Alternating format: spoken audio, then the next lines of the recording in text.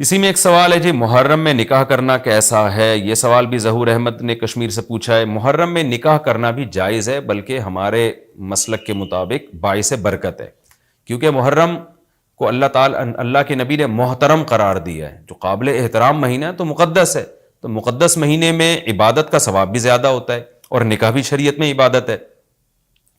نکاح کیسے عبادت ہے؟ شریعت نے نکاح میں عبادت کا رنگ ڈال دیا ہے۔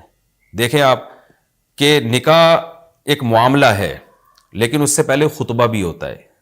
خطبہ جمعے کی نماز سے پہلے ہوتا ہے، خطبہ عید کی نماز سے پہلے ہوتا ہے، خطبہ استسقاء کی نماز سے پہلے ہوتا ہے، خطبہ حج میں ہوتا ہے۔ یہ ساری عبادتیں ہیں نا جس میں خطبہ ہے، لیکن اسلام نے کیا کہا؟ نکاح سے پہلے بھی خطبہ ہوگا۔ اس کا مطلب اسلام نکاح کو عبادت قرار دے رہا ہے، نکاح میں عبادت کا رنگ بھر رہا ہے۔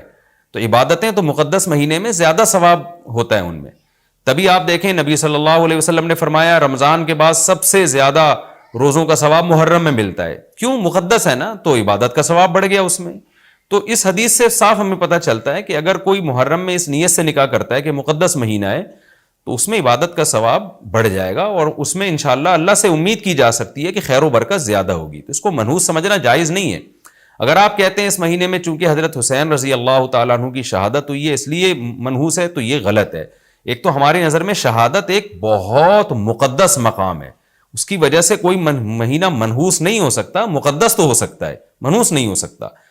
دوسری بات یہ کہ یکم محرم سے لے کے 29 یا 30 ذی الحجہ تک اسلامی تاریخ میں کوئی ایسا دن نہیں ہے جس میں کسی مقدس شخصیت کی شہادت نہ ہوئی ہو یا کسی پہ ظلم نہ ہوا ہو۔ اگر آپ تاریخ کے اوراق اٹھا کے دیکھیں، ہر مہینے ہر تاریخ کو کوئی نہ کوئی اسلام میں اچھا واقعہ بھی ہوا ہے اور برا واقعہ بھی ہوا ہے۔ حضرت عثمان رضی اللہ تعالیٰ عنہ کی شہادت ہوئی باغیوں کے ہاتھوں، خود نبی صلی اللہ علیہ وسلم کی وفات ہوئی ربیع الاول میں، اور بھری ہوئی ہے نا اسلامی تاریخ۔ حضرت علی رضی اللہ تعالیٰ عنہ کی شہادت ہوئی۔ تو ان تمام شہادتوں کے آپ ایام نکالیں، ان کے مہینے نکالیں، کوئی مہینہ نہیں بچے گا۔ تو اس بیس پہ اگر آپ کہتے ہیں کہ اس مہینے میں نکاح پسندیدہ نہیں ہے، پھر تو پہلی تاریخ سے لے کے سال کی آخری تاریخ تک کوئی تاریخ بھی ایسی نہیں ہے کہ جس میں انسان نکاح نہ کرے۔ اس کا مطلب پھر آپ کنوارے چھڑے چھاٹی گھومتے رہیں، اور مسلمانوں کی پھر گروتھ ریشو تو میرا خیال ختم ہو جائے گا، مر جائیں، کہاں پیدا ہوں گے لوگ۔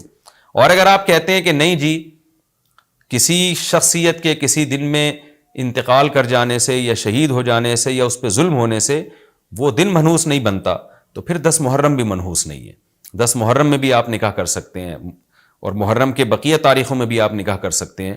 اور روایات میں ہمیں ملتا ہے کہ بعض بڑے بڑے حضرات تھے جن کے محرم کے مہینے میں نکاح ہوئے۔ میں اس بحث میں نہیں جاؤں گا، پھر اس میں تاریخی روایات ہیں، کوئی کہتا ہے فلاں تاریخ تھی، کوئی کہتا ہے، پھر لوگ اس پہ ایک غیر ضروری بحث میں چلے جاتے ہیں، لیکن ہمیں ایسے واقعات ملتے ہیں۔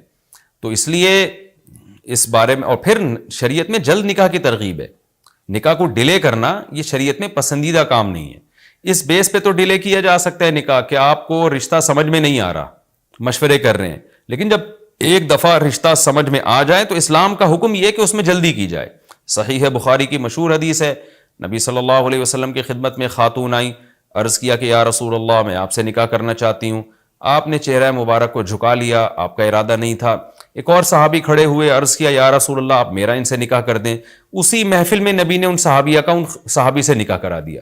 تو آپ نے تو یہ نہیں پوچھا کہ یہ محرم کا مہینہ چل رہا ہے یا سفر کا مہینہ چل رہا ہے یا ربیع الاول کا مہینہ چل رہا ہے، ڈیلے نہیں کیا اس کو، اس لیے کہ خود آپ کی تعلیمات یہ ہیں کہ نکاح میں جلدی کی جائے۔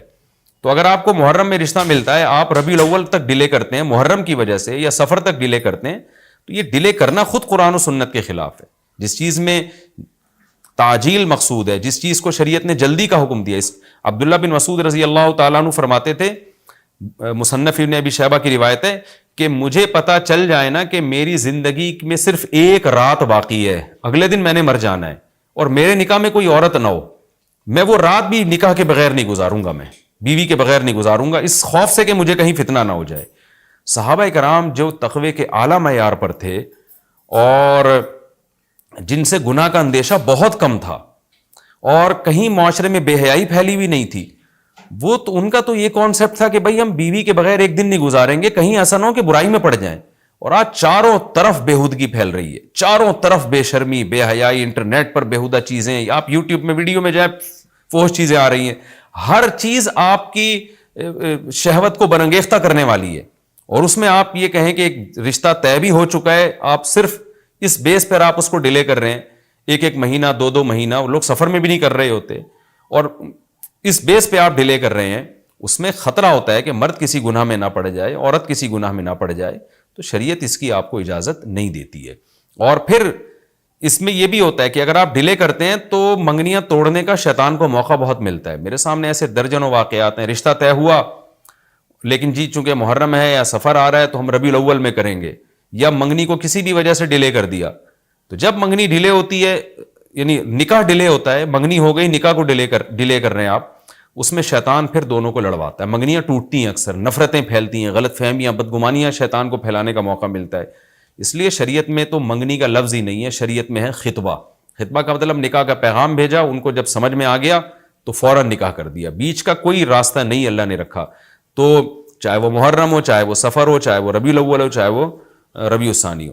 ہاں کوئی اس وجہ سے ڈیلے کر رہا ہے نکاح، کوئی واقعی شرعی عذر ہے اس کو، وہ بہت سارے مسائل ہیں، لیکن محرم کا ہونا بہرحال کوئی شرعی عذر نہیں ہے، تو اس لیے ہم اس میں نکاح کو جائز سمجھتے ہیں، باعث برکت سمجھتے ہیں۔ پھر میں بار بار بتا رہا ہوں کہ جو وہ شیعہ حضرات جو کر رہے ہیں ان کو کرنے دیں، میں آپ کو آپ کے مسلک کی بات بتا رہا ہوں۔ ہم جو قرآن و سنت کو اور اصحاب رسول کو فالو کرتے ہیں اور اہل بیت کو بھی مانتے ہیں، ہم ان کی بات کر رہے ہیں۔ وہ بھی دعویٰ کرتے ہیں کہ ہم مانتے ہیں، تو ان کو ان کے دعوے پہ رہنے دیں، ہم تو وہی بات کریں گے جو ہمیں صحیح لگے گی۔